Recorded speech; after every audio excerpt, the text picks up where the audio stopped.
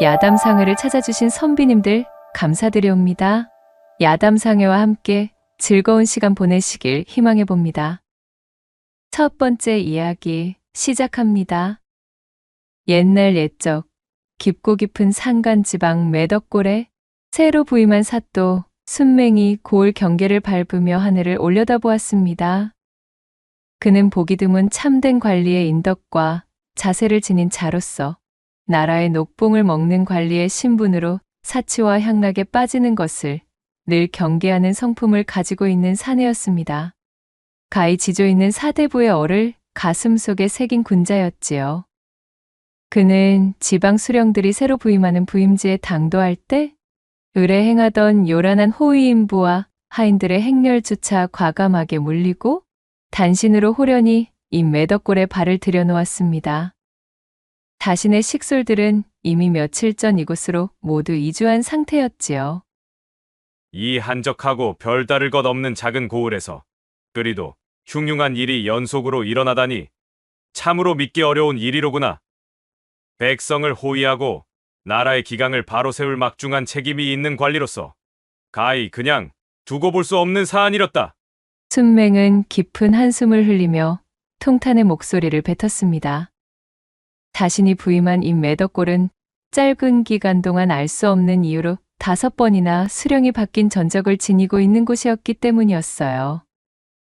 매덕골에 부임한 원님들은 하나같이 얼이 빠진 얼굴을 하고서는 혀를 내두르며 자신을 다른 곳으로 전출시켜달라 상소를 올리거나 거의 반쯤 정신이 나간 몰골로 반송장이 되어 의원 신세를 지게 되니 참으로 회개하기 그지없는 일이었지요. 내 반드시 이곳에서 벌어지는 해괴망측한 사건에 대한 진상을 나의 부임 기간 내에 샅샅이 파헤치고 말리라. 순맹은 부임지 가장 외곽 지역을 한 바퀴 돌아볼 심산으로 발걸음을 옮기며 당찬 각오를 다졌답니다. 한참 동안이나 부임지 외곽 지역을 돌아보던 순맹은 뭔가 이상한 점을 발견하게 되었습니다. 마을 여기저기를 순찰하듯 돌아다녀 보았으나 하나같이 여자들을 찾을 수가 없었고 제 사내들만 득실득실했던 것입니다. 작은 마을이었으나 인구 밀도가 높은 고을이었음에도 작디 작은 소녀와 어린아이들 그리고 노파를 제외하면 혼기가 닥친 나이 또래의 여자들이나 어른 여성들의 모습이 도통 보이지 않았습니다. 참으로 기이하구나. 부임지에 대해 전해 듣기로는 고을의 인구가 제법 되는 것으로 보고받았거늘 어찌 이리도 아녀자의 모습을 찾아볼 수가 없다는 것인가. 전란이나 난리통에 사내들이 몰살되어 미망인들만 모여 사는 과부초는 익히 들어보았어도 아녀자들의 씨가 마른 촌락은 난생 처음이었던 순맹은 때마침 자신에게 인사를 건네는 고을 주민 하나를 붙잡고 물었습니다. 이보게, 대체 이 고을은 어찌하여 아녀자의 모습을 찾아보기가 이리도 힘든 것인가? 그러자 순맹의 말을 들은 주민은 잔뜩 긴장된 얼굴을 해보이고는 사색의 낯빛으로 대답하는 것이었습니다. 아이고, 나으리, 당연히 저희 고을에도 원래는 아녀자들이 흘러넘치던 보통의 촌락이었습지요. 고을이 이꼬라지가 된 것은 그리 오래된 일도 아닙니다요. 언제부터인가 저기 뒷산자락에 희뿌연 짙은 안개가 들이닥치는 일이 생기지 않았겠습니까요? 그날부터 어째 거짓부렁처럼 마을에 처녀며 아낙내며 구분할 것 없이 장성한 여자들이라고만 한다 치면 하루에 2~3명꼴로 순식간에 사라져버리는 것이 아니겠습니까? 신분고하를 막론하고 저희 같은 잡것들이건 청것들이건 하물며 고위 영감님네들의 부인이나 여식들조차도 예외가 아니었습죠. 1명, 2명 그렇게 사라지다 보니 어느샌가 요렇코럼 고을의 아녀자들 씨가 말라버린 것입니다요. 아니, 고을에 그러한 흉사가 발생하고 있었거늘 전임자들과 관해서는 아녀자들이 사라지는 동안 대체 무엇을 하고 있었다는 겐가? 아, 엄마, 나으리, 전임 관리 나리들도 죄 열성을 다해서 이 해괴한 일에 매달렸지요. 어찌 아녀자들을 찾아보지 않았겠습니까요? 아주 마을에 우물이며 냇가며 시신이라도 찾을 수 있는 곳이라면 하물며 칙강까지 몽땅 뒤져보았습죠. 허나 시신은커녕 땅으로 꺼졌는지 하늘로 솟았는지 그 흔적조차도 찾을 수가 없었지 뭡니까요? 말씀드린 뒷산으로 향하는 길목에 아주 가끔 실종된 아녀자들의 소지품이 발견되기는 하였으나 그럴 때마다 안개가 너무 짙게 깔리면서 온 산을 뒤덮는 통에 수색을 진행키가 참말로 어려워 더 이상 찾을 수가 없었습지요. 그렇다면 전임자들이 모두 망측한 몰골로 수령직을 사임한 이유와도 관련이 있다는 것인가? 아이고, 그러면 입죠. 뒷산에 깔리는 그 안개로다가 말씀을 드려보자면 마치 살아있는 생물체 모양 요사스럽기가 말도 못하는 것이었지요. 수색을 펼치던 나으리들이 모두 그 안개 속에 몸을 들였다 하면 한 분도 빠짐없이 정신을 놓고 실성한 사람 몰골이 되어버리니 저희도 참말로 기가 막히고 코가 막힐 노릇입니다요. 개 중에서도 참으로 흉측하기 짝이 없는 것은 고을에 새로 부임하는 원님의 부인들이 사라진 이후로 그런 일들이 발생했다는 점이지요. 부인을 찾으러 나섰다가 그만 다들 정신줄을 놓아버리니 이 얼마나 해괴한 일입니까요. 과연 자네의 말을 듣고 보니 상황이 매우 심각한 사안이로군. 네, 이곳에 부임하기 전 흉흉한 소문을 익히 들어 알고 있었네. 매덕골의 수령으로 부임되는 관리들은 하나같이 심신의 지병과 핑계 등을 대며 모두가 이곳에 전출되기를 꺼려한다지. 하물며 조정에서는 이 고을 자체를 폐업하자는 말까지 나온 것으로 알고 있네. 고을 주민의 이야기를 들은 순맹은 참으로 귀신이 곡할 노릇인 일련의 상황에 깊은 탄식을 뱉을 수밖에 없었습니다. 그래도 고을 수령의 후임자로 나으리처럼 이리 관심도 가져주시고 훌륭하신 관리분이 당도하셔서 참말로 다행입니다요. 모시게 되어 영광입니다. 고을 주민이 순맹을 향해 허리를 숙여 인사를 하고는 물러갔고 순맹은 주민의 뒷모습을 바라보며 침통한 표정으로 중얼거렸습니다. 백성의 고충이 이리도 깊거늘 이대로 좌시하여서는 도통 아니 되겠구나. 내 반드시 이 흉사의 내막을 밝혀내고야 말겠노라. 순맹과 그리 멀리 떨어지지 않은 곳에 위치한 민가. 그곳에 터를 잡고 살고 있는 한 소녀, 금란이 있었습니다. 그녀는 산속에서 약초를 캐던 약초꾼 호라비를 모시고 살던 소녀였지요. 그러던 중 아버지가 그만 산속 절벽에서 발을 헛디뎌 크게 낙상하는 바람에 병석에 드러눕게 되었고 금란은 졸지에 아버지의 병간호와 살림을 책임질 상황에 놓이게 되었습니다. 어느 날 모처럼 쾌청한 날씨에 기뻐하며 금란은 아버지에게 먹일 약초와 음식으로 바꿀 만한 산나물을 캐기 위해 산으로 나섰지요. 그날따라 여기저기 쓸만한 약초들이 속속들이 눈에 들어오던 탓에 늦은 시간까지 정신이 팔려 산 곳곳에서 약초를 캐고 있었습니다. 어머, 벌써 날이 어둑어둑해지고 있구나. 낭패를 보기 전에 서둘러 하산해야겠는걸. 금란은 약초꾼 아버지에게 귀에 딱지가 않도록 들었던 주의사항을 상기했습니다. 해가 떨어진 산에 몸담는 것은 절대 해선 안 되는 행동이란다. 부디 명심하거라. 반드시 해가 지기 전에 내려와야 한다. 분주히 발을 놀려 서둘러 하산하던 금란은 문득 개울가에서 달빛을 받아 반짝이는 물건을 발견하였습니다. 어머, 대관절 이것이 무엇일까? 금란이 호기심을 참지 못하고 개울로 가까이 다가간 뒤 반짝이는 물건을 집어 눈앞에 들어올렸지요. 세상에나, 그것은 반짝이는 금으로 만들어진 어여쁜 놀이개였습니다. 한눈에 보아도 값비싸 보이는 폐물이었어요. 세상에나, 이게 대체 무슨 횡재람? 금란은 뜰 듯이 기뻐하며 홀린 것처럼 놀이개를 제 허리춤에 폐용해 보았지요. 금란이 놀이개를 허리춤에 걸자 놀이개에서 신비한 금빛줄기가 새어나오기 시작했습니다. 우와, 어쩜 이리도 신기한 물건이 있을까? 금란은 개울에 비친 자신의 모습을 들여다보고는 넋이 나간 채 중얼거렸답니다. 바로 그 순간이었습니다. 놀이개에서 휘뿌옇고 짙은 안개가 새어나오기 시작하더니 삽시간에 주변을 한 치 앞도 보이지 않을 정도로 가득 채워 금란을 고립시키는 것이었지요.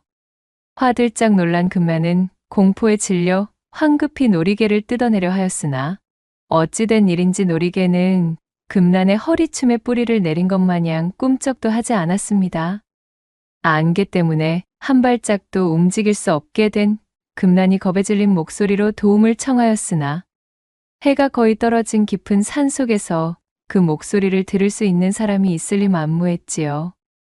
그렇게 그녀가 후들거리는 다리로 주변을 더듬거리고 있을 때 개울 앞에 위치해 있던 작은 동굴에서 제 아버지가 자신을 부르는 소리를 듣게 되었습니다. 금란아, 금란아, 어디 있느냐? 애비 좀 도와다오. 아, 아버지. 이건 분명 아버지의 목소리인데? 병석에 누워있는 아버지가 이 깊은 산중에 찾아올 수 없음을 알고 있던 금란은 자신의 귓가에 들려온 아버지의 목소리에 반신반의하면서도 동굴로 발걸음을 옮겼지요. 금란이 자욱한 안개를 헤치고 동굴에 들어서자 그곳에는 사람의 모습을 하고 있었으나 그 형체가 가히 요사스러운 한 사내가 있었습니다. 아니, 사내라는 표현조차 어려울 정도로 기분 나쁜 요괴의 형상을 하고 있었지요. 요괴는 금란을 바라보며 기분 나쁜 웃음을 흘리고는 입을 열었습니다. 안녕? 내가 잃어버린 놀이개를 네가 찾아주었구나. 참으로 기쁘기 그지없지 무엇냐? 네가 그 놀이개를 내 허리춤에 차는 순간 너는 나의 신부가 될 준비를 모두 끝마친 것이란다. 예, 시신부라니요? 이 시기에 이리도 터무니없는 말씀을 하시는 것인지요? 사양할 것 없단다. 이제 우리는 이곳에서 평생을 해로하며 함께 지낼 것이야. 너는 이곳에서 나와 함께 지내며 나의 자식들도 낳을 것이란다. 영원히 내 소나기에서 빠져나갈 수 없음이지. 섬뜩한 미소를 보인 요괴는 그 즉시 금란의 팔을 잡아당겼습니다. 공포에 사로잡힌 금란이 절규하며 있는 힘껏 몸부림을 쳤지만 무서우리만치 강인한 그 힘에 그녀는 도망칠 수 없었지요. 그렇게 요괴는 금란을 들쳐매고는 동굴 깊숙이 데려갔습니다. 잔뜩 겁에 질린 금란이 눈물을 쏟으며 요괴에게 빌었으나 아무런 소용이 없었습니다. 제발 살려주셔요. 저에게는 병석에 누워있는 아버지가 있어요. 제가 이리 잡혀가면 제 아버지는 거동도 하지 못하여 굶어 죽고 말 것입니다. 그런 것은 아무래도 좋다. 내 얼굴이 반반하여 신부로 삼아주는 것이니까 감사하도록 해.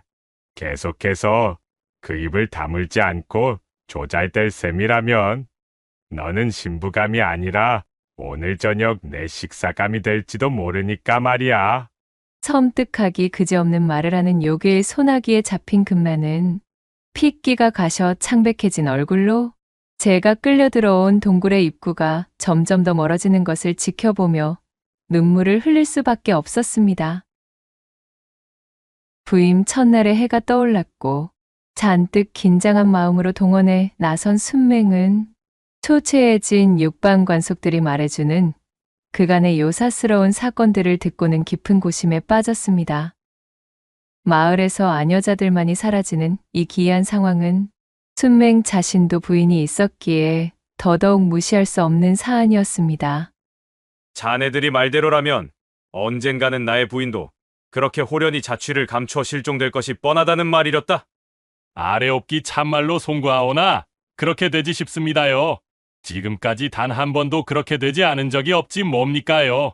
이방의 말을 들은 순맹은 그 순간 한 가지 묘안을 떠올리게 되었습니다. 바로 자신의 부인 치맛자락에 붉은 명주실 뭉치를 달아두는 것이었지요. 그리하면 부인이 어디론가 사라져도 명주실이 늘어진 흔적을 따라 부인을 찾을 수 있을 거라는 생각에서였습니다. 그날 밤 순맹은 자신의 부인에게 자초지종을 설명하며 붉은 명주실 뭉치를 내보였습니다. 한참 동안이나 순맹의 설명을 들은 부인은 못 말리겠다는 표정으로 대답했지요. 나으리, 아무리 고을에 흉사가 끊이지 않는다 한들 저는 수령의 아내 되는 사람입니다. 이 사건을 일으키는 주동자가 누군지는 알 수 없으나 감히 저에게까지 마술을 뻗칠 정도로 아둔하겠습니까? 부인, 그것은 모르는 말씀입니다. 전임자들의 부인들 역시도 다들 그리 실종되어 흔적조차 찾지 못했다질 않소. 마음 같아서는 당신을 고향 땅에 두고 오고 싶었으나 당신이 한사코 나를 따라 나선다고 하여 어쩔 수 없이 이리 데려왔습니다마는. 만에 하나 당신이 잘못되기라도 한다면은 나는 견딜 수가 없을 것이오. 그러니 잠자코 나의 뜻을 따라 주시구려. 진지하게 자신을 걱정하는 순맹의 표정을 본 부인은 그 마음에 감복하여 부드러운 미소를 지어 보이며 고개를 끄덕였고 자신의 치맛자락에 붉은 명주 실타래를 바느질하여 달아놓았지요. 이제 안심이시옵니까? 그렇소, 부인. 참으로 나으리께서는 큰일을 하실 사내대장부가 아내를 너무 아끼시어 탈입니다. 물론 그 점이 소첩을 이리도 견딜 수 없도록 잔뜩 설레게 만들지만 말입니다. 유염이 웃어 보인 순맹의 부인은 호롱불의 심지에 훅 바람을 불고는 순맹의 품에 와락 안겼지요. 이윽고 두 사람은 춘심으로 가득 차 넘치는 사랑을 나누는 시간을 가졌습니다. 그렇게 한바탕 요란한 밤을 보내고 그 이튿날이 밝았을 때 잠자리에서 일어난 순맹은 하마터면 기절할 뻔하였습니다. 제 옆에 누워 있어야 할 부인은 온데간데 없었고 부인의 자리에는 치맛자락에 달아놓은 명주실이 풀어헤쳐져 마치 길안내라도 하는 듯 방바닥에 어지럽게 늘어져 있었기 때문이었습니다.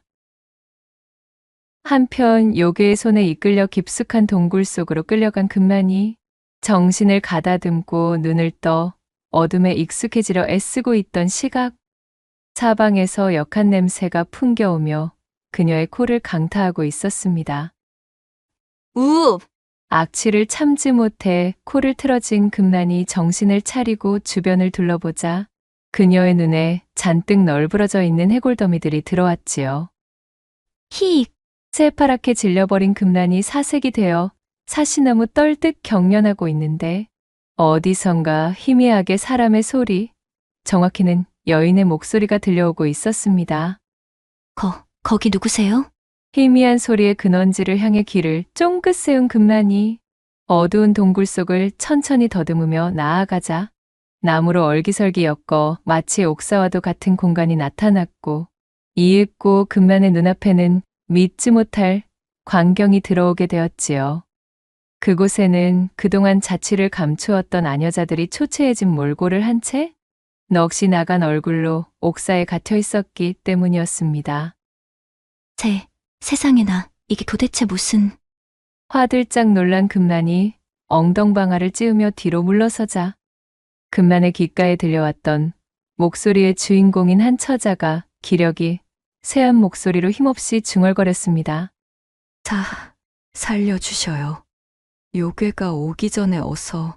그러나 그 말을 채 끝내기도 전에 동굴 속에 자욱한 안개가 뒤덮이더니 이윽고 화가 잔뜩 난 표정의 요괴가 나타나 고함을 쳤습니다. 너, 내가 얌전히 신부가 되라고 하였지 방정맞게 내 처소를 들쑤시고 다니라 하였느냐? 그리고 내 이년, 얌전히 갇혀 있을 것이지. 감히 전연과 작당하여 도망칠 궁리를 해. 그렇게 혼나고도 아직도 정신을 차리지 못하였다 이거냐? 어디 혼 좀 나 보거라. 요괴는 옥사를 맨손으로 박살내고는 그 속에 있던 처자를 들어올려 제분이 풀릴 때까지 몹쓸 짓을 하고는 이윽고 제 아가리를 쩍 벌려 처자를 통째로 삼켜버리는 것이었지요. 잠시 후 요괴는 턱을 벌려 거대하게 아가리를 열더니 태풍 같은 트름과 함께 해골더미들을 토해내기 시작했습니다. 어우, 배부르다. 엄청난 두려움에 사로잡혀 소리조차 제대로 지르지 못했던 금난은 자신의 눈앞에서 벌어진 끔찍한 광경에 그만 혼절하고 말았습니다. 기절하여 쓰러진 금난을 힐끔 내려다본 요괴는 음험한 미소를 씩 날리며 천천히 그녀에게로 다가서기 시작했습니다. 너는 비록 건방지게 나의 명령을 듣지는 않았지만 낯짝이 꽤나 반반하니 특별히 바로 지금 나의 자식을 잉태할 수 있는 영광을 주도록 하겠어. 순맹이 살펴보니 명주실은 고을 사람들이 이야기한 바로 그 뒷산으로 향하는 길목까지 가지런히 이어져 있었습니다. 과연 저곳이 이 요사스러운 일이 일어나는 주동지임이 틀림이 없구나. 일행은 발걸음을 바삐 놀려 명주씨를 쫓아 뒷산까지 당도하였고 이윽고 깊은 산속의 어느 개울가 앞에 놓인 작은 동굴을 발견하였습니다. 나으리, 명주실이 저쪽 동굴 입구까지 늘어져 있구먼요. 관졸 중 하나가 다급히 외치자 순맹이 고개를 돌려 동굴의 입구를 바라보았습니다. 동굴의 입구에서는 마치 아궁이 마냥 자욱한 안개가 뿜어져 나오고 있었습니다. 뒷산에 자욱한 안개를 뿜어내는 곳이 바로 저곳이었다. 어느새 짙은 안개가 살아있는 괴물처럼 넘실거리고 있었습니다. 발걸음을 몇 발짝 떼기도 힘들 정도로 온 산을 뒤덮고 있었지요. 자신의 눈앞조차 채 확인하기 어려운 짙은 안개였습니다. 여봐라. 당장 저곳을 조사할 것이니 모두들 단단히 준비토록 하라. 순맹이 힘겹게 외치며 일행들을 독려하는 사이 빛조차도 안개 속에 갇혀 빠져나가지 못하는 형국으로 일행의 주변을 가득 채운 안개 너머에서 천지를 찢어놓는 듯한 커다란 울음소리가 울려 퍼졌습니다. 그것은 결단코 사람이 내는 소리는 아니었지요. 순맹의 동료 따위는 산천을 찢는 듯한 괴이한 울음소리의 공포와 위압감을 이겨낼 수 없었습니다. 출발하던 때부터 이미 전의를 상실했던 일행들의 발은 얼어붙어 있었지요. 개중에는 다리가 풀린 채 바지 적삼을 제 소변으로 축축하게 적신 관절마저 있었어요. 그들은 안개 너머로 들려오는 울음소리를 듣자마자 누가 먼저랄 것도 없이 몸을 돌려 걸음아 나 살려라를 외치며 달아나고 말았답니다. 아니 저런저. 순맹이 말릴 틈도 없이 그들은 혼을 빼며 도망쳤고 홀로 남은 신세가 된 순맹은 마른 침을 꼴깍 삼키며 각오를 다졌습니다. 내 반드시 이 일을 만든 원흉을 내 손으로 처단하고 말리라. 임자, 조금만 참고 기다려 주시오. 내 반드시 당신을 구해내리다. 순맹은 동굴 입구에서부터 안으로 이어지는 붉은 명주실을 잡아올리며 안으로 깊이 이어진 동굴을 향해 발을 들였습니다. 어둠과 음습한 분위기, 그리고 코를 찌르는 악취가 동반된 동굴 속으로 천천히 걸어 들어간 순맹은 잠시 후 깊은 안쪽에서 인기척이 들리는 것을 알아차렸습니다. 그는 온몸에 잔뜩 힘을 실어 긴장한 채 더욱 안쪽으로 향했지요. 이윽고 순맹이 당도한 곳에서는 그간 사라졌던 여인들이 두려움에 떨며 조악한 목재 옥사에 갇혀있는 광경을 목격했습니다. 그리고 그 한쪽에는 구척 가까이 될 법한 커다란 요괴가 코를 골며 잠에 빠져 있었지요. 맙소사, 천지신명이시여. 순맹은 이마에 흐르는 식은땀을 닦을 생각도 하지 못한 채 요괴의 풍채에 위압되고 말았습니다. 그는 조심스럽게 몸을 돌려 동굴 밖으로 빠져나갔습니다. 반드시 다시 일을 벌이기 위해 저 요괴놈이 동굴 밖으로 나올 것이다. 그때를 노려야 한다. 그렇게 순맹이 동굴 밖 수풀에 몸을 숨긴 채 요괴가 밖으로 나오기만을 기다린 지 반시즌이 흐르자 동굴 입구에서 자욱한 연기가 뿜어져 나오며 요괴가 모습을 드러냈습니다. 요괴는 기지개를 켜고는 입맛을 다시며 어디론가로 사라져버렸지요. 요괴의 모습이 보이지 않을 때까지 숨어 지켜보던 순맹은 황급히 동굴 속으로 뛰어들어갔습니다. 모두들 괜찮으신 것이오? 순맹이 옥사에 갇힌 사람들을 향해 소리치자 여인들이 눈물 범벅이 된 고개를 들어 올렸습니다. 그리고 순맹의 눈에 갇혀있던 자신의 아내가 들어왔지요. 그녀의 치맛자락에는 순맹이 달아둔 붉은 명주실의 끄트머리가 매달려 있었습니다. 부인, 무사하신 게요? 다친 곳은 없소이까?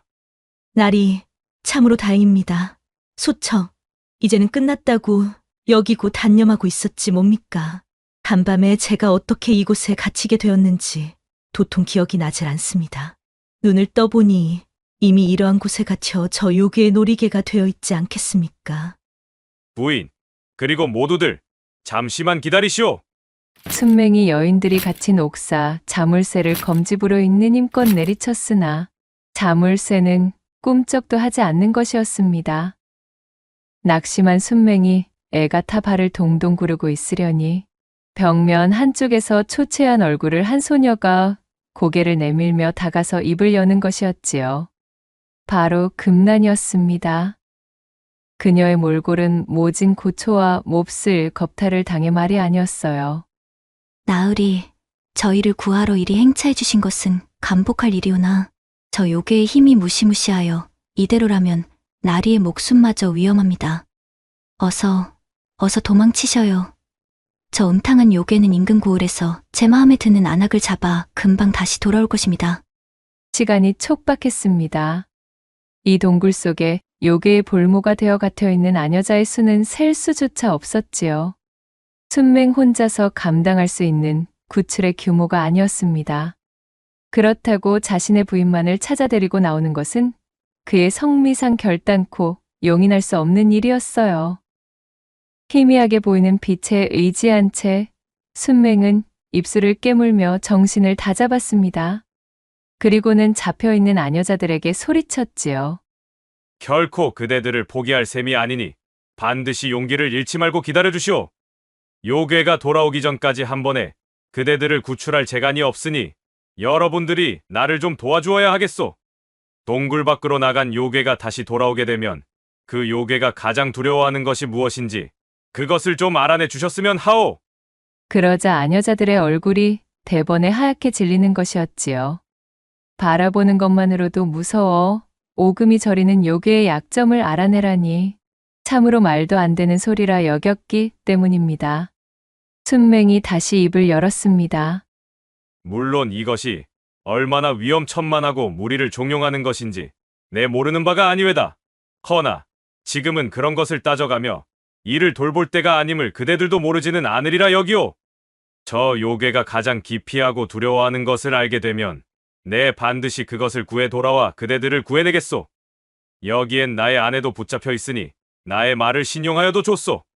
그러자 순맹의 아내와 금난이 나서며 그의 말을 거들었지요. 날이 소첩을 믿어보시옵소서.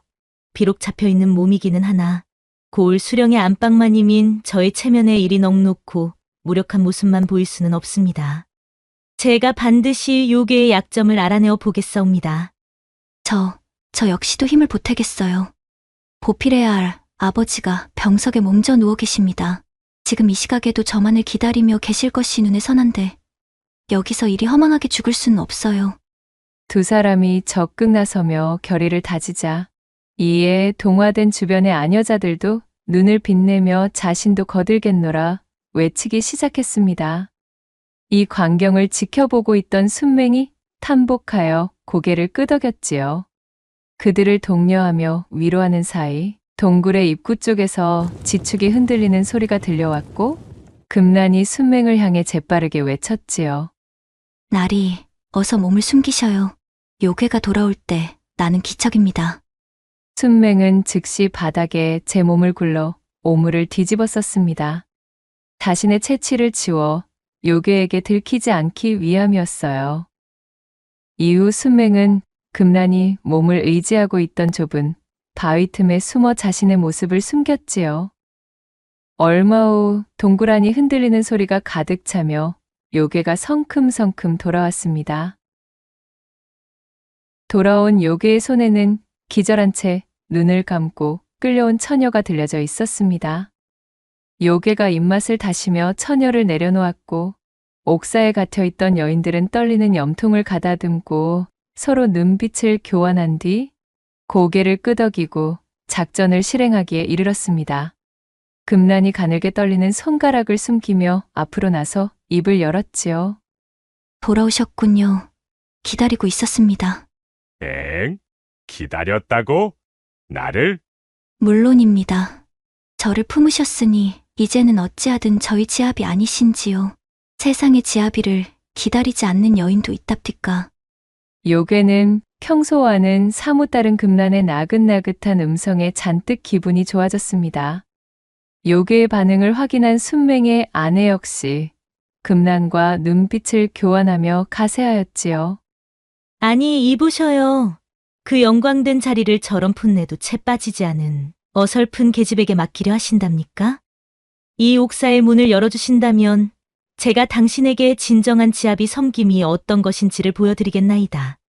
너는 얼마 전까지 내게 살기등등한 눈빛을 쏘아보내던 가짜는 양반계집이 아니더냐? 어이하여 갑자기 태도가 바뀌었는고?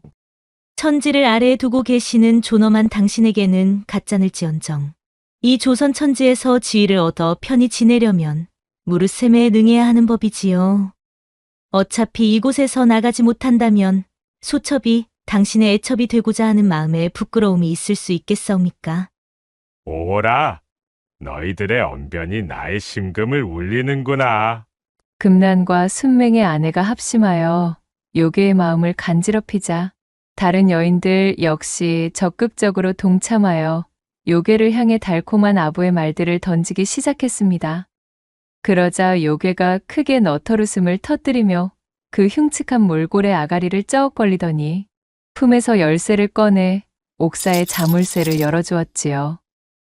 밖으로 나온 여인들은 빙 둘러 요괴의 곁에 다가와서는 제각기 팔과 다리를 도맡고는 주무르며 요괴의 비위를 맞추기 시작했답니다. 한껏 기분이 좋아진 요괴가 눈을 뒤집으며 미소를 흘렸고 그 틈을 놓치지 않은 금란이 요괴에게 넌지시 물었습니다. 방금 전까지 이곳의 여인들과 심심풀이로 이야기를 나누었습니다만 몹시도 궁금한 것이 있어 하나 여쭈어도 되겠사옵니까? 그것이 무엇이더냐? 내 기분이 나쁘지 않으니 대답해주마. 사실 이토록이나 위대하신 당신께서도 혹여나 기피하시는 것이 있으신지 내기를 벌였답니다. 그것을 알아내는 쪽이 당신을 최측근으로 섬길 자격을 얻기로 하고 말이지요. 뭐야? 아니 대체 그따위 것은 어찌 궁금해한단 말이더냐? 그러자 순맹의 아내가 찰싹 달라붙고는 웃으며 말했습니다. 이제 우리 여인네들이 당신을 평생토록 모시며 보필하여 내조할 터인데 혹여라도 당신께서 싫어하시거나 기분을 언짢게 만드는 것이 있다면 우리들이 미리 멀리 치워버려야 할 것이 아니겠습니까? 지아비를 섬김에 있어 그 정도 덕목은 기본 중의 기본이지요. 이 말을 들은 요괴는 빤히 그녀의 얼굴을 쳐다보더니 크게 웃음을 터뜨렸습니다. 와하, 이거 드디어 너희들이 나를 섬기기로 작정을 한 모양이로구나. 좋다, 내 말해주지. 이 몸은 본디 이 땅에서 두렵거나 무서울 것은 없으나 단 한 가지를 꼽아보라 한다면 그것은 바로 사슴의 가죽이지. 진묘하게도 나는 사슴의 가죽만 보면 꼼짝을 못하고 몸이 바르르 떨리거든. 아주 희한한 일이 아닐 수가 없다 이 말씀이야. 예? 사슴, 가죽 말씀이십니까? 그렇군요. 아주 잘 알겠습니다. 혹여라도 그것을 발견한다면 곁에 두지 않고 썩 치워두어야 하겠군요. 얼렁뚱땅 분위기에 취해 제 입으로 술술 뱉어버린 요괴의 약점에 금난과 순맹의 아내는 서로의 눈을 바라보며 아주 작게 고개를 끄덕였습니다. 이윽고 여인들은 저마다 웃음을 흘리며 요괴의 몸을 안마하고 쓰다듬고는 아부를 시작하였고 요괴는 이내 흡족한 미소를 띄우며 몸을 쫙 펼쳤습니다.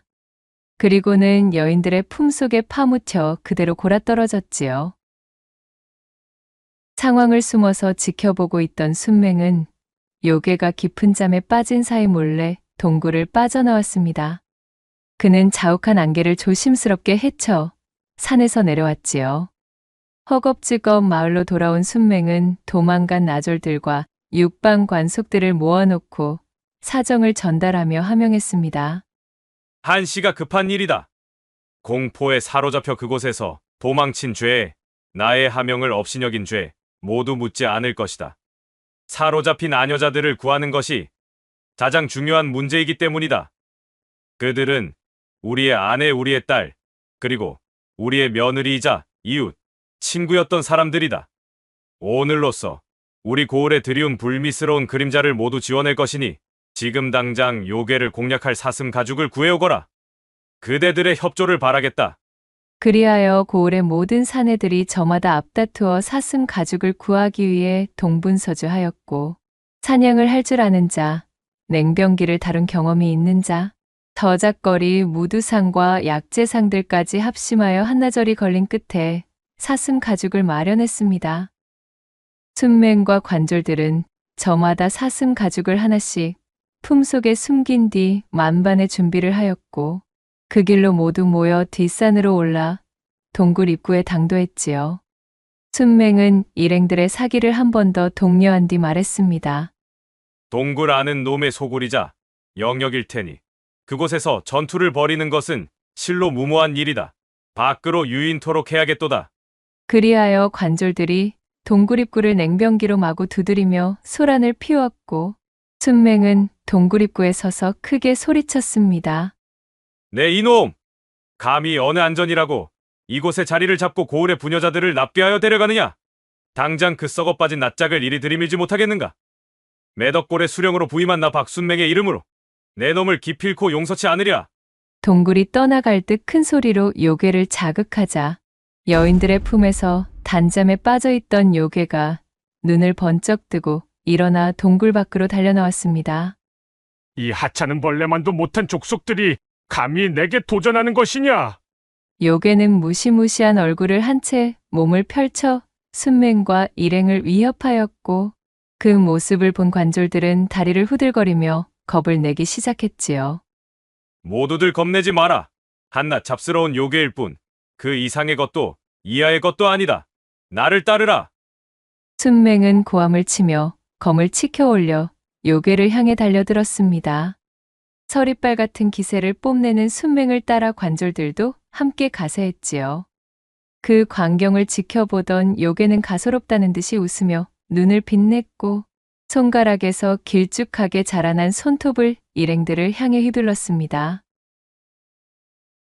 요괴의 날카로운 손톱에 가로막힌 검과 냉병기들은 보기 좋게 두 동강이 나고 말았지요.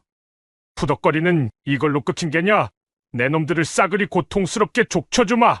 요괴의 비웃음이 순맹의 귓가에 맴돌았습니다. 인력을 아득하게 초월하는 그 힘에 관졸들이 주춤하는 사이 순맹은 허리를 굽혀 제품 안에 넣어둔 사슴 가죽을 꺼내 요괴의 얼굴을 향해 던졌습니다. 잡스러운 짓을! 요괴가 제게 날아온 물체를 손으로 막아내며 소리쳤지요. 손을 들어 올려 사람들을 향해 휘두르려는 찰나에 순맹이 입을 열었습니다. 내 놈의 손에 들려있는 그 물건이 무엇인지 한번 보거라. 뭐시? 이게 뭐라고? 요괴가 고개를 숙여 제 손에 달려있는 사슴 가죽을 내려다보았고 바로 그 순간 요괴의 표정이 거짓말처럼 새파랗게 질려버렸습니다. 요괴의 몸이 지진이라도 난 듯 세차게 떨려왔고 입에서는 쉴 새 없이 거품이 쏟아져 나오기 시작했지요.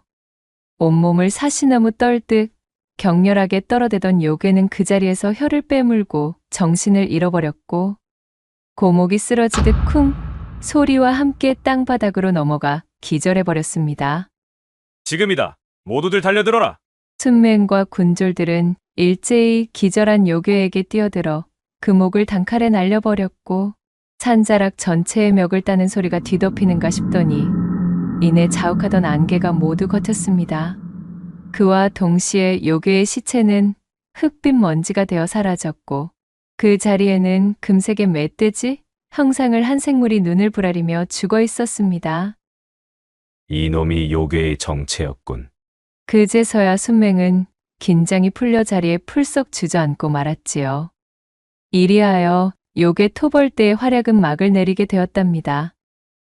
일행들은 동굴 속으로 들어와 순맹의 아내와 금난 그리고 지금까지 잡혀있던 부녀자들을 모두 구하여 동굴을 빠져나왔고 기나긴 시간 어두운 동굴 속에 갇혀있다 바깥의 빛을 보게 되자 여인들은 눈을 찡그리며 고통스러워했습니다. 잠시 후 빛에 익숙해진 여인들은 풀과 나무, 흙냄새에 드디어 탈출했음을 실감하고는 서로를 얼싸안고 기쁨의 눈물을 흘렸답니다. 마을로 돌아온 사람들은 악행을 일삼던 요괴가 사라지고 부녀자들이 마을로 돌아오자 순맹의 이름을 목 놓아 외치며 만세를 불렀습니다. 금란은 자신의 아버지에게 돌아갈 수 있었고 순맹의 아내 역시 순맹의 품으로 복귀할 수 있었지요. 이후로도 순맹은 자신의 임기 동안 고을을 어질고 공정히 다스렸고 고을 사람들의 존경을 한 몸에 받으며 지내게 되었습니다. 그가 임기를 마치고 고을을 떠날 때 고을 사람들은 순맹의 공적과 인품을 기려 마을 입구에 커다란 기념 비석을 세우게 되었으니 이후로도 매덕골에는 흉사나 요사스러운 일들이 일어나지 않았기에 이 기념비를 마을의 수호신으로 여기고 대대손손 소중하게 지켜왔다는 이야기가 전해지고 있습니다. 두 번째 이야기 시작합니다. 옛날 충청도 공주 땅에 제법 뼈대 있는 무관 가문의 양반집이 있었습니다. 이 댁의 막내 여식 옥섬은 고을서 두말하면 입이 아플 정도의 유명한 왈가닥이었지요. 타고난 기질이 사내의 것이라 행동거지에 막힘이 없고 어떠한 일을 행함에 있어 우물쭈물하는 것을 멀리하였습니다. 양반집의 규수로 단정한 품행과 조신한 언사, 그리고 감추고 인내하며 순종적인 모습을 강요받는 분위기가 옥섬은 참으로 견디기 힘든 지옥과도 같았습니다. 호기심이 왕성했던 옥섬에게는 조선팔도에서 보고 싶은 것, 하고 싶은 것, 먹고 싶은 것이 잔뜩이었으니까요. 그리하여 결국 옥섬은 더 넓은 세상을 구경하겠다는 일념으로 노자로 삼을 패물들과 엽전이 든 보따리를 꾸려서는 야밤중에 몰래 집에서 빠져나와 나루터로 향했습니다. 험하고 무시무시한 세상에 대한 불안과 공포도 그녀의 삿된 호기심을 막기에는 역부족이었지요. 당장의 한양까지는 나아가지 못하더라도 최소한 배를 타고 멀리 이동해야만 당도할 수 있는 고을에서 벌어지는 이야기를 직접 제 눈과 귀로 보고 듣고 싶었던 이유에서였습니다. 무관 가문이라 어려서부터 익힌 무예로 제 몸 하나 정도는 건사할 수 있다는 자신감도 한몫했습니다. 답답하게 집안에만 갇혀서 얼굴도 모르는 집안의 사내에게 떠넘기듯 시집이나 가서 사는 것은 내 성미에는 정말 맞지 않는 인생이야. 이참에 오늘을 내 견문을 넓히는 여정의 첫걸음으로 삼도록 하겠어. 당차게 소리친 옥섬은 씩씩한 발걸음을 옮기며 배 위로 몸을 실었습니다. 생전 처음 배를 타고 넘실거리는 강물을 건너 건넌마을의 나루에 도착하자 옥섬은 속이 울렁거려 미칠 것만 같았습니다. 우욱, 세상에 배라는 것이 이토록이나 힘겨운 것이라니. 나의 역사적인 첫 모험의 시작부터 이리 모양 빠지는 꼬락서니가 될 줄은 누가 알았겠어? 두 번 다시 타고 싶지가 않구나. 그녀가 숨을 고르며 나루에 앉아 잠시 몸을 쉬고 있으려는데 어디선가 벼락 같은 고함 소리가 떠들썩하게 들려왔습니다. 저놈 잡아라! 옥섬이 고개를 들어 소리가 나는 쪽을 살펴보니 술라군들이 웬 사내 하나를 뒤쫓느라 역정을 내고 있었지요. 사내는 힘겹게 뜀박질을 하며 내달리는 모양새로 점점 옥섬과의 거리를 좁히고 있었습니다.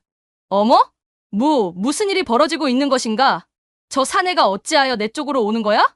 옥섬이 당황하여 허둥대는 사이 쫓기던 사내는 어느새 옥섬의 앞까지 당도하더니 힘겨운 목소리로 말했습니다. 미안하오.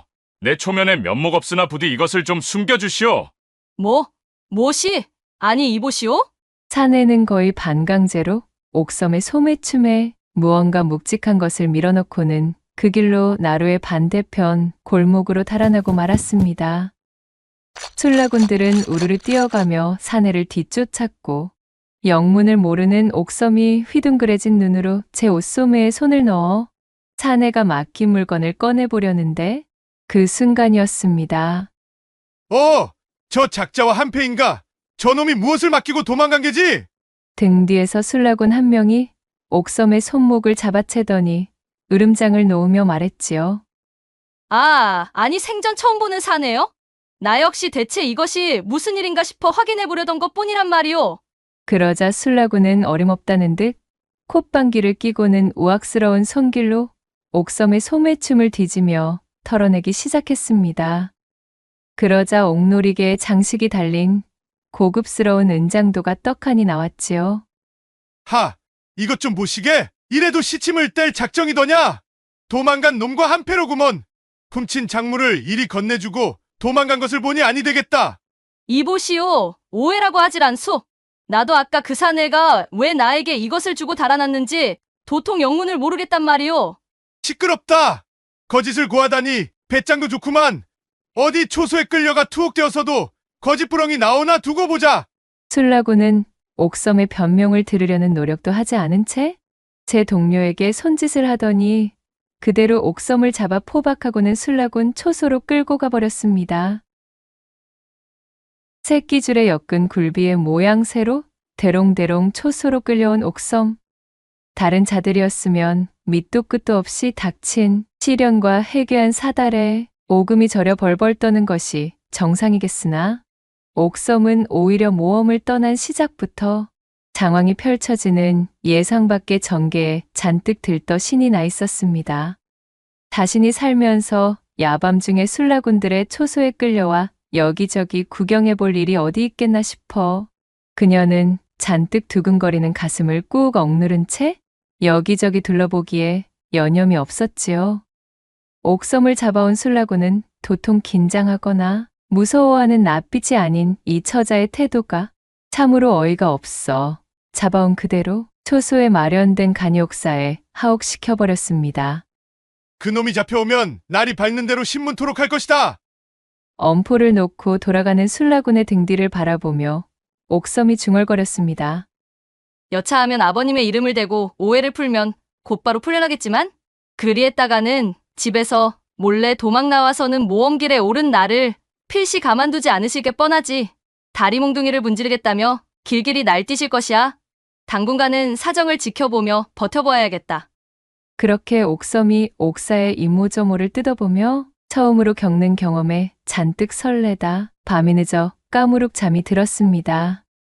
잠시 후 바깥이 요란하여 시끄럽게 옹성거리는 소리와 함께 횃불이 일렁이는 모양새에 잠에서 깬 옥섬이 두 눈을 비비며 부스스 일어났지요. 나루에서 자신에게 은장도를 건넨 뒤에 도망쳤던 그 도둑사내를 붙잡은 듯 그를 포박하여 초소로 들어오는 술라군들이 보였습니다. 술라군 하나가 옥섬의 앞쪽 옥사에다 사내를 무릎 꿇리고는 말했지요. 네 이놈, 이 여자에게 건넨 이 은장도 어디서 훔쳤느냐? 술라군의 물음에 끌려오는 내내 묵묵부답이던 도둑이 말했습니다. 나는 그것을 훔치지 않았소. 어허, 이놈, 말이 되는 소리를 해야 믿을 것이 아니냐? 그렇다면 너 같은 놈이 어찌하여 이토록 귀한 물건을 손에 넣을 수 있었느냐 말이다. 용모방망이로 도둑사내의 배를 쿡쿡 찌르며 술라군이 물었지만 도둑은 입을 다물고는 더 이상 아무런 대답도 하지 않았습니다. 술라조장이 관솔불 옆에서 작물의 은장도를 자세히 들여다보다가 깜짝 놀라고 말았습니다. 은장도 자루에는 정렬부인 오병균 처라고 음각되어 있는 글귀가 불빛을 받아 선명하게 드러나지 않았겠어요? 오병균이라 하면 현재 충청감사로 부임하고 있는 바로 그 오대감이었습니다. 용머리로 장식한 은장도에 놀이개에 달린 옥장식 또한 보통 옥이 아닌 노곡이기에 내 범상치 않다 여기고 있었거늘 과연 오대감댁 부인의 패물이었구나. 참으로 간도 큰 도둑놈이로군. 여봐라, 이 도둑은 우리가 처리할 사안이 아니다. 내일 날이 밝는 대로 을금부로 넘기도록 하라. 그렇게 술라조장과 술라군들이 물러가자 옥섬이 도둑에게 말을 걸었지요. 이보셔요. 밤손님인 댁 덕분으로 내 처지가 지금 이 모양 이 꼴이오. 아닌 밤중에 거나하게 홍두깨를 맞아버렸는데 이거 어떻게 보상하실 생각이시오? 그러자 도둑이 사뭇 미안하다는 표정이 되어 중얼거렸습니다. 내 정말 미안하게 되었소. 당신까지 일이 잡혀오게 만들 생각이 아니었다오. 당장에 그 은장도를 저들에게 들키면 안 되는 깊은 사연이 있었기에 급박하게 숨겨야만 한다는 생각이 앞서 그만 처자를 말려들게 하고 말았구만.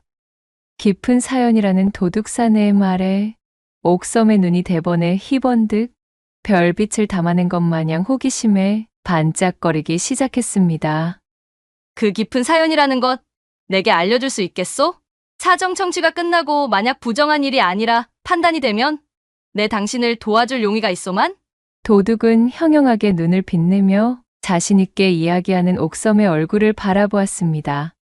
그는 잠시 고민에 빠진 듯 하였으나 이내 지푸라기라도 잡는 심정이 되어 자신의 사연을 그녀에게 낱낱이 털어놓기 시작했습니다. 얌전히 사내의 이야기를 듣고 있던 옥섬의 눈이 점점 커지더니 이내 옥섬의 호탕한 웃음소리가 옥사에 퍼졌고 그녀는 결정했다는 듯 손뼉을 치며 사내를 향해 호언장담하였지요. 역시 집구석에만 매여 있으면 이러한 재미난 세상만사를 즐길 기회가 없어지는 것 아니겠어? 이보시오, 걱정 마시오. 당신의 이야기가 가진 출발점은 조금은 의롭지 않았지만 당신이 보여준 의리와 양심이 내 마음을 움직여버렸구만.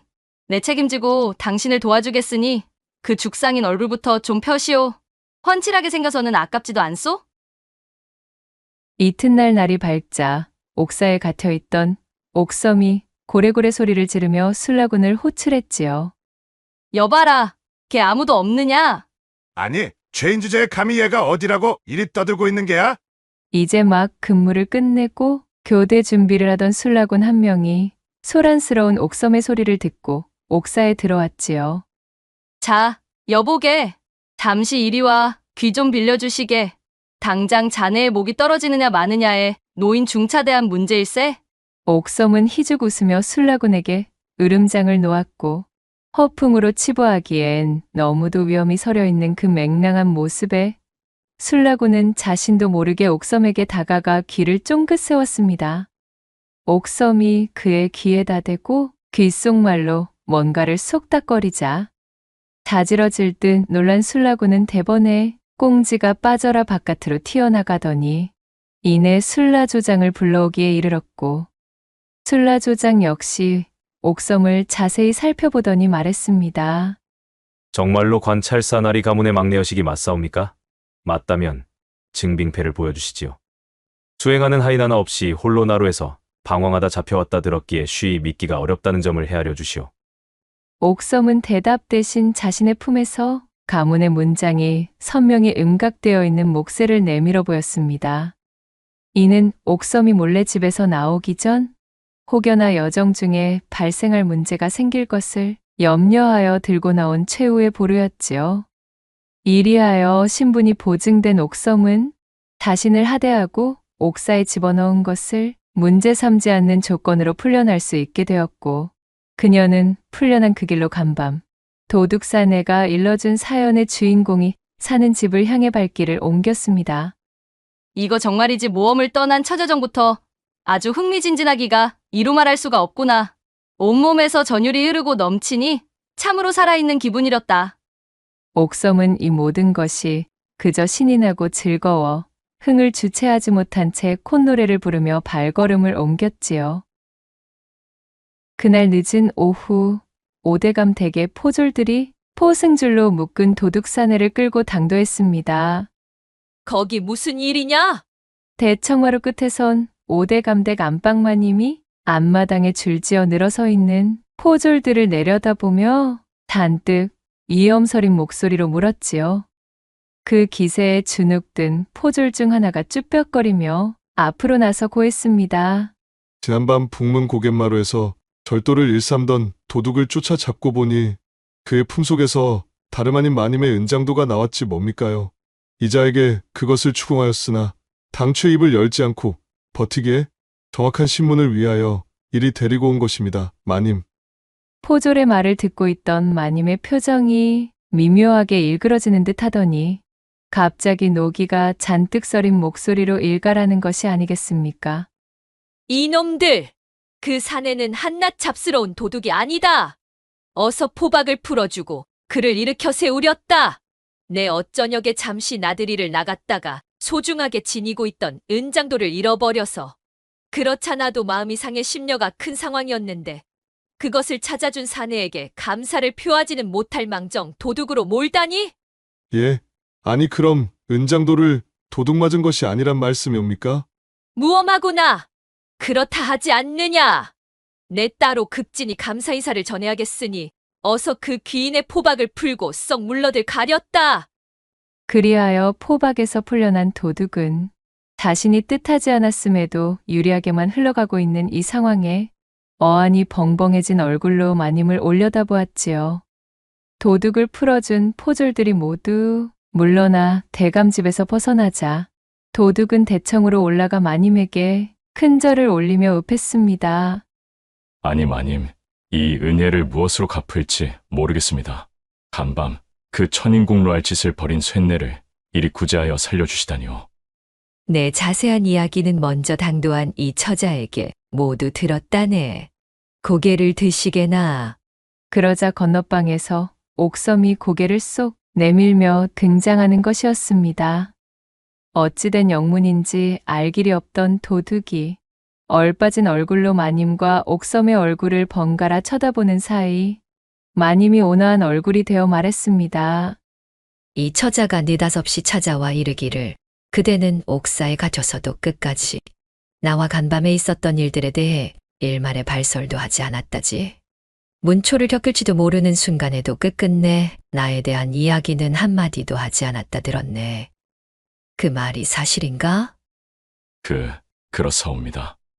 쇳내가 먹고 살기에 급급해 한낱 도적질을 일삼는 도둑놈이지만 그럼에도 혹여나 간밤에 제가 저지른 일로 마님께서 세간에 입방하에 오르기라도 하시면 평판이 상할까 걱정되어 입을 다물고 있었던 것입니다요. 도둑의 말에 마님은 빙긋이 미소 짓고는 그에게 두둑한 전대를 건네주었습니다. 전대를 받아든 도둑이 더욱 이해할 수 없다는 표정으로 고개를 들었고 마님은 그것을 받을 자격이 있다며 자애롭게 웃어 보였습니다. 그렇게 눈이 마주쳐 서로를 바라보던 두 사람은 동시에 지난밤 일을 떠올리게 되었지요. 사실 지난밤 삼경의 시각, 이 젊은 도둑은 밤이슬을 벗삼아 5대 감댁 안방에 잠입했었습니다. 당장에 먹을 쌀 한 톨이 없었던 도둑은 적당히 돈이 될 만한 물건 하나만 걸리면 그대로 달아날 심산으로 간 크게도 5대 감댁의 안방에 들어선 것이었습니다. 일찍이 5대 감은 도처에 첩을 열어두고 있었는데 충청감사로 부임한 이후로는 첩씨를 데리고 작은 살림을 차린 지 오래였습니다. 본가인 이곳에는 발걸음조차 뜸해진 지가 오래되었다는 소문이 자자하게 퍼져 있었지요. 그렇기에 젊은 도둑은 주인대감이 없는 집이 밤이슬을 맞으며 도둑질을 하기에는 손쉬운 대상이란 판단하에 5대 감댁을 고른 것이었습니다. 숨죽인 채 발소리를 없애고 이곳저곳을 뒤적이던 도둑은 문득 어둠 속에서 비단 속옷만 걸친 채 잠에 빠져있는 안방마님을 발견하였습니다. 그날따라 무슨 변덕의 바람이 분 것이었을까요? 그간 도둑이 수많은 밤이슬을 맞으면서 이 집 저 집을 털어보았으나 단 한 번도 하지 않았던 일을 벌이고 말았으니 들창으로 스며든 금음달빛에 아스라이 비친 마님의 빼어난 음영을 보고는 그만 물건을 훔칠 생각조차 잊은 채로 손을 뻗고 만 것이었지요. 걔 누구인가? 깜짝 놀라 벌떡 일어나는 마님을 제지한 도둑이 그대로 쓰러졌습니다. 도둑은 마님이 빼어든 은장도를 가볍게 빼앗았지요. 젊은 도둑의 한 손이 마님의 두 손을 꽉 잡았고 굳게 닫혀있던 대문으로 절구대에 머리가 고개를 디밀었습니다. 첩과 기생에 빠져 몇 해째 정실부인인 자신을 나몰라라 버려둔 영감과 그 잘난 합판을 해본 지가 언제였던가요? 권세 드높은 대감집 안방마님으로서 누구도 알아주지 않는 채통과 정절을 지키느라 허벅지를 꼬집어가며 참고 버틴 생과부 노릇이 장장 5년이 넘어가던 시점이었습니다. 헉 하는 외마디 소리와 함께 시작된 도둑의 거센 절구질에 마님은 그만 자신도 모르게 두 팔로 도둑의 목을 힘껏 껴안고 말았답니다.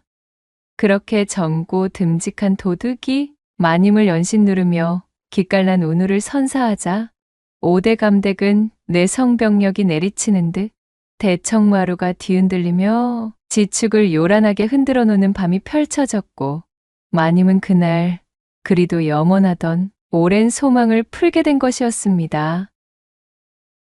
거사가 끝난 이후 자신에게 죽을 죄를 지었다며 연신 사과하고서는 전설적인 밤을 선사하고 불이 나게 주랭랑을 쳐버린 이 도둑을 잊지 못하고 수소문하여 찾고 있던 마님은 때마침 술라군들의 옥사를 탈출한 뒤 찾아온 옥섬에게 모든 자초지종을 전해드릴 수 있었습니다. 도둑에게 모든 사연을 들어둔 옥섬이 해맑게 웃으며 마님에게 제안했지요. 어차피 그 은장도는 조금만 조사를 해보아도 마님의 것임이 알려질 것이고 그리하면 의금부를 통해 이대까지 그자를 압송하여 데리고 올 것이 뻔합니다. 그는 마님의 존재를 지키기 위해 입을 무겁게 간수하고 끝까지 한마디도 뱉지 않았으니 잡스러운 다른 소문이 퍼질 우려를 하신다거나 혹여라도 그자의 의리를 높이 사서 살리고 싶으시다면 제 말대로 잃어버린 은장도를 그 사내가 찾아준 것이라 우기시옵소서. 오대감 어르신의 권세와 안방마님의 위엄이 있기에 그리 이르면 포졸들도 다른 소리는 하지 못할 게지요. 일이 된 연유로 옥섬이 귀띔해준 조언을 채택하여 순조롭게 포졸들을 물리고 도둑산에도 얌전히 되돌려받게 된 마님은 깊이 기뻐하며 옥섬에게 감사를 전하게 되었습니다. 그리하여 허우대가 멀쩡한 도둑은 지난밤에 훌륭한 공로를 인정받아 그 후로도 마님의 간택을 받고는 보름에 한 번씩 밤은 깊어 삼경일째 오대감 댁에 월담하여 안방으로 스며들었고 마님은 생과부 신세를 벗어난 것과 더불어 아무런 잡음 없이 일을 마무리 짓도록 도와준 옥섬의 은혜를 치하하며 그녀의 집안에 기별을 넣어주었습니다. 안 그래도 왈가닥 여식이 간밤에 모험을 떠나겠답시고 야반도주하여 온 집안이 발칵 뒤집어졌던 찰나 권세 높은 충청감사의 집안에서 딸의 공로를 치하하는 기별과 함께 융숭한 재물들을 보내오니 결국 옥섬의 이 가출기는 별탈 없이 마무리될 수가 있었지요. 그 이후로도 이 세 사람은 간간히 모여 다과를 가지며 웃음꽃을 피웠으니 옥섬은 성공리에 끝난 제 모험담은 이것이 끝이 아님을 깨달으며 그렇게 다음번 펼쳐질 언젠가의 모험을 기다리며 두 눈을 반짝반짝 빛냈다는 후문이 옵니다. 구독과 좋아요, 댓글로 야담상회를 응원해 주셔요.